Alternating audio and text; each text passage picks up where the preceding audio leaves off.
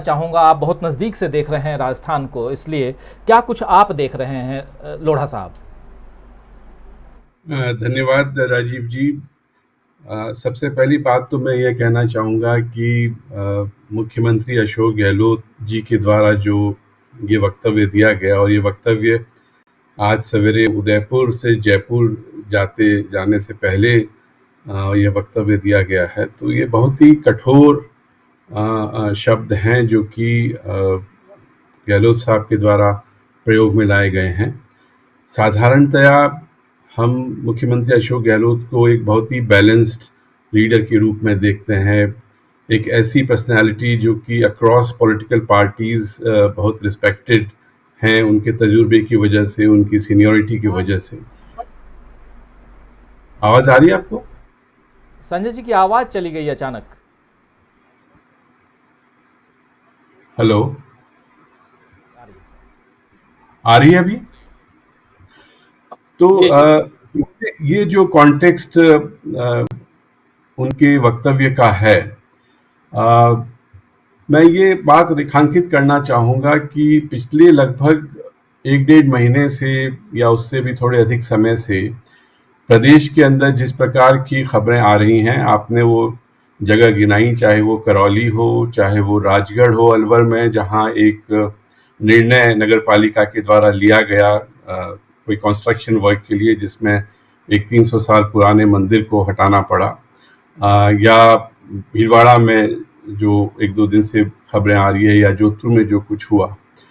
तो मैं वर्षा जी से पूर्णतया इत्तेफाक रखता हूं कि न केवल जोधपुर, जैसा कि स्वयं मुख्यमंत्री ने कहा कि जोधपुर अपनी अपनायत के लिए, अपने भाईचारे के लिए जाना जाता है, केवल जोधपुर ही नहीं, ये पूरे प्रदेश की संस्कृति में इस प्रकार की बातें हैं कि एक दूसरे का सम्मान करना, सद्भावना से रहना, और कई जगहों पर जो पॉलिटिकल इकोनॉमिक रिलेशनशिप कम्युनिटीज़ की वजह से हैं, कम्युनिटीज़ में हैं, वो इस बात को एम्फेसाइज करते हैं कि दोनों कम्युनिटीज़ को because of their economic interdependence साथ मिलकर रहना चाहिए, चाहे वो जोधपुर हो, जयपुर हो या और दूसरे स्थान हो। तो जब ये एक अतीत प्रांत का है, ऐसी स्थिति में क्यों इस प्रकार की वारदात लगातार हो रही हैं? कुछ बातें सटीक वर्षा जी ने कही।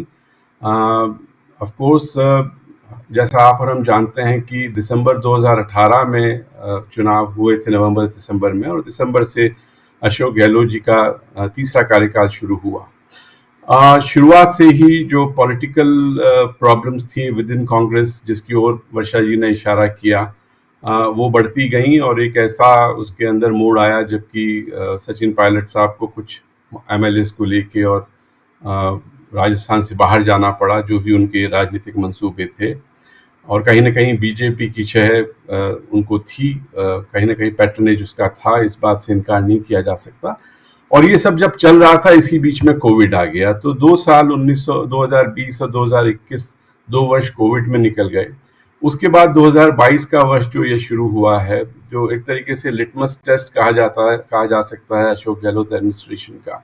और वर्षा जी ने जो बजट की ओर इशारा किया, ऐसी कई योजनाएं थी, चाहे वो हेल्थ से रिलेटेड हो, चाहे वो इंफ्रास्ट्रक्चर से रिलेटेड हो, चाहे वो पेंशन से रिलेटेड हो, फार्मर से रिलेटेड हो।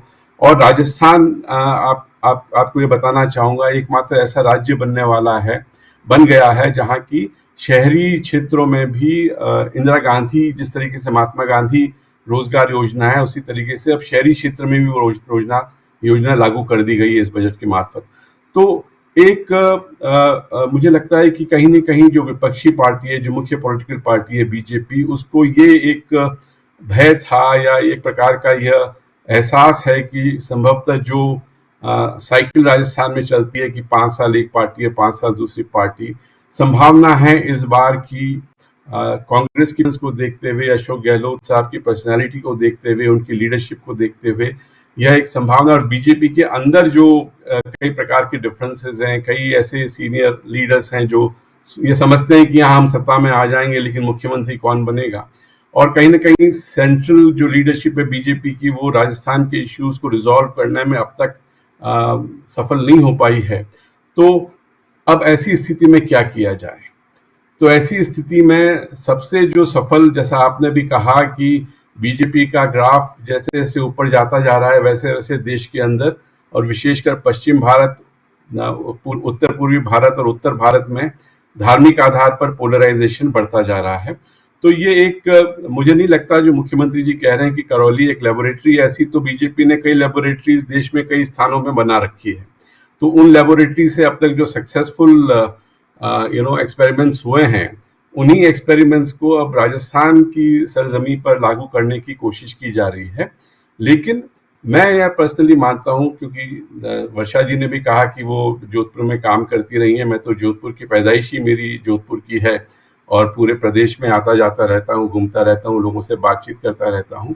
तो एक विशिष्ट प्रकार की संस्कृति हमारे राज्य की है, चाहे वो आप किसी भी बेल्ट में चले जाएं, किसी भी एरिया में, सब रीजन में चले जाएं, लिव एंड लेट लिव। और यहाँ पर ये स्थिति नहीं है, मैं इस बात को नहीं मानता हूँ कि टॉलरेंस होना चाहिए। मैं समझता हूँ कि ये जो सहिष्णुता की बात की जाती है ना, ये एक तरीके से नेगेटिव सोच है कि you tolerate each other. Rajasthan में जो संस्कृति है वो टॉलरेशन की नहीं है, वो हार्मनी की है कि हम सब साथ रहें, मिलकर रहें, एक दूसरे की समस्याओं में एक दूसरे के काम आए। तो इस संस्कृति को अगर तोड़फोड़ करने की कोशिश की जाती है और यदि लगातार इस प्रकार के हादसे होते हैं, तो कहीं न कहीं एक स्ट्रॉन्ग रिस्पॉन्स आम जनता की तरफ से होगा। जो उन्माद क्रिएट करने की कोशिश की जा रही है, मैं खुद हक्का बक्का हूं कि इतनी बड़ी बड़ी शोभा यात्राएं रिलीजियस फेस्टिवल्स पे निकालने की क्या जरूरत है। कहीं ना कहीं प्रशासन को ऐसी चीजों को कंट्रोल करना चाहिए। देश का संविधान यह बात नहीं करता है कि हम अपनी पहचान के आधार पर बात करें, देश का संविधान यह कहता है कि हम अपने हित के आधार पर बात करें। तो ये आइडेंटिटी और इंटरेस्ट का जो क्लैश है, उसमें कुछ पॉलिटिकल पार्टीज ऐसी हैं, और जैसा अभी सिंह साहब ने कहा कि कम्युनलिज्म फीड्स ईच अदर, एक का कम्युनलिज्म दूसरे के कम्युनलिज्म को खुराक देता है आगे बढ़ने के लिए। तो राज्य में भी इस बात को हमें समझना चाहिए कि अगर मेजॉरिटी कम्युनिटी कहीं कम्युनलिज्म कर रही है तो माइनॉरिटी तो अफेक्टेड होगी। ये 10 में से 8 आप हैं और एक वो है, तो एक ज्यादा असुरक्षित महसूस करेगा या 8 ज्यादा असुरक्षित महसूस करेंगे, ये तो सिंपल कॉमन सेंस है। पर मैं बहुत आशावादी हूँ। मुझे लगता है कि राज्य में स्थिति आम जनता खराब नहीं होने देगी। कुछ मुट्ठी भरे लोग, चाहे इधर के हों या उधर के हों, जो माहौल खराब करने की कोशिश कर रहे हैं, जनता इस चीज को नहीं होने देगी। और साथ ही साथ जो बात वर्षा जी ने कही कि एडमिनिस्ट्रेशन को भी लॉ एंड ऑर्डर को मेंटेन करने के लिए, चाहे कोई भी व्यक्ति हो, कोई भी नेता हो, चाहे वो रूलिंग पार्टी का हो या अपोजिशन का हो, यदि स्ट्रांग एक्शन लेना है तो उनके खिलाफ स्ट्रांग एक्शन लिया जाना चाहिए ताकि राज्य के अंदर स्थिति नॉर्मल बनी रहे। जी जी बिल्कुल संजय जी। और सीधा आना चाहूँगा दिनेश जुयाल जी, जब एक तरफ राजस्थान तो दूसरी तरफ देखिए एक